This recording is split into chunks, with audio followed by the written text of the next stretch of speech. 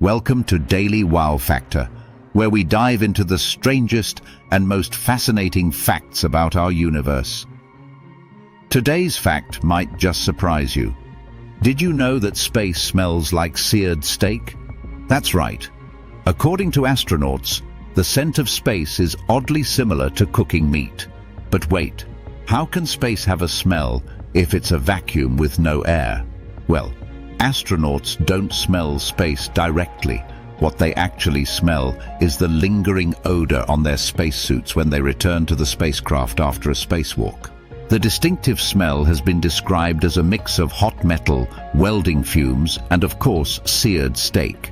Some even say it has a slight burnt or smoky odor. So, what causes this strange smell? Scientists believe it's the result of high-energy particles like atomic oxygen and solar wind interacting with the outer materials of the spacecraft and the astronauts' suits.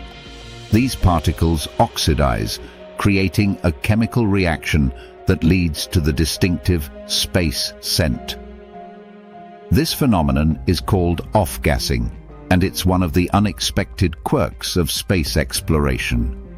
Each time astronauts come back inside, they bring a little bit of that mysterious cosmic aroma with them.